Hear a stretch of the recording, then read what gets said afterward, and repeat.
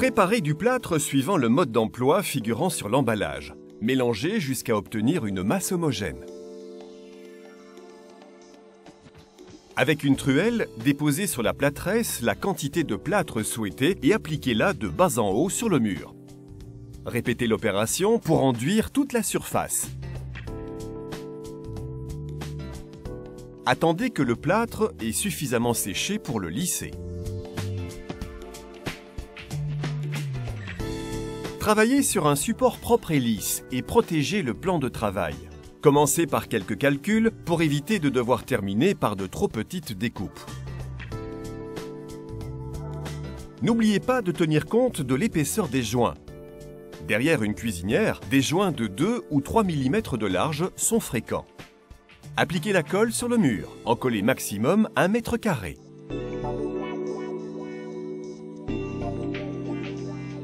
Pour les petits carrelages, utilisez un peigne à colle à petite denture.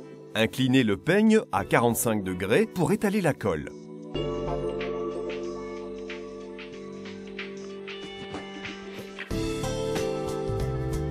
Faites glisser doucement les carreaux pour répartir uniformément la colle, puis appuyez pour les fixer au mur.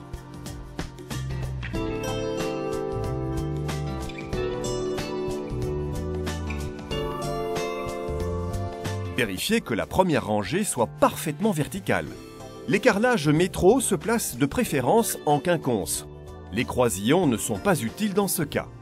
La colle sèche rapidement. Éliminez régulièrement l'excédent avec un chiffon humide. En cas d'obstacle, mesurez minutieusement la quantité de carrelage à découper. Dessinez la découpe sur le carrelage. Faites les découpes à mesure avec un coupe-carreau. La ligne tracée est entaillée dans le carreau, qui peut ensuite être cassé proprement. N'appliquez la colle que lorsque le carreau est découpé.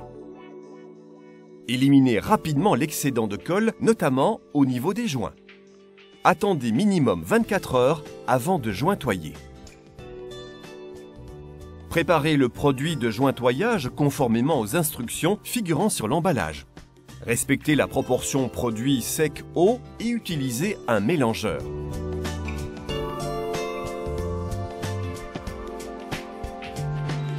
Protégez le plan de travail.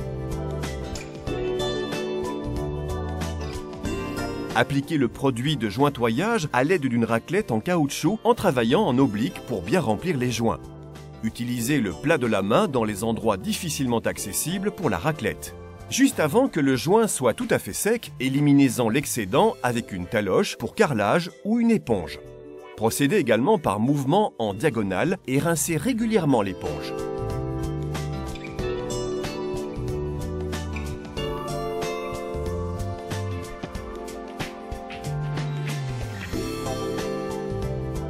Laissez sécher complètement les joints. La durée de séchage dépend de la largeur et de la profondeur du joint. Les instructions figurent sur l'emballage. Éliminez le voile de ciment à l'aide d'un chiffon non pelucheux. Appliquez un joint d'étanchéité entre le plan de travail et le mur.